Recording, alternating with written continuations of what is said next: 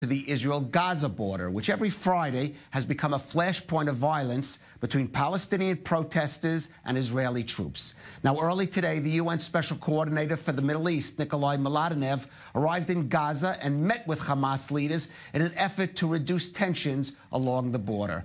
Well, for more on this, we're joined in the studio by our defense correspondent, Jonathan Regev. And Jonathan, was a little quieter on the border today. Perhaps the presence of the UN envoy in Gaza was a factor? Exactly. It's exactly that. We know that Hamas has the ability to make sure things escalate when they want and sort of cool down when they want. And it seems today they wanted things to be quieter. Why so? As you mentioned, Nickolay Mladenov, the UN special envoy, was in Gaza. He was not the only one. So was an Egyptian delegation who, according to reports, gave Hamas leaders in Gaza sort of a promise. If you keep things quiet, we will reopen and keep the Rafah border crossing open for basically at all times. That means that's an incentive for the people in Hamas to make sure things stay quiet. We know the Rafah crossing has been closed since the personnel of the Palestinian Authority walked away almost a month ago. Of course, Hamas has the will to keep the crossing open. That will help alleviate the humanitarian situation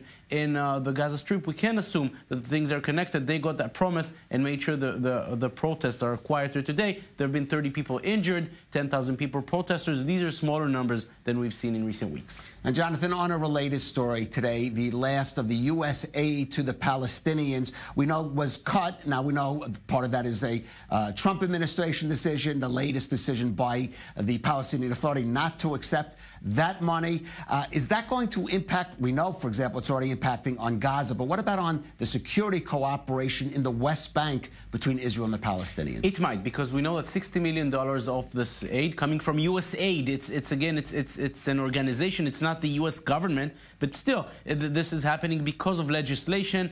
This $60 million go to the Palestinian security forces. The fact that the West Bank has been relatively, I'm saying relatively quiet, surely when compared to the Gaza Strip, is because security cooperation between Israel and the Palestinian Authority still exists. Now there's less funds for the Palestinian security forces, perhaps less will on their behalf to cooperate with Israel. How will that affect, what effect will that have on the ground? We'll have to see. Of course, the will in Israel, the hope in Israel is that this cooperation continues because it keeps the West Bank relatively quiet when compared with other fronts. Right. You say relatively quiet, Jonathan, but we do have to say there were some clashes today in the West Bank. Exactly, in the West Bank, not far from Ramallah, clashes with Israeli soldiers. We're hearing of 15 to 20 Palestinians being injured in these clashes. And again, the West Bank is going on a wave. Sometimes there's less violence, more violence. We saw an attempted stabbing earlier this week near Ma'ale Adumim, outside of Jerusalem. Now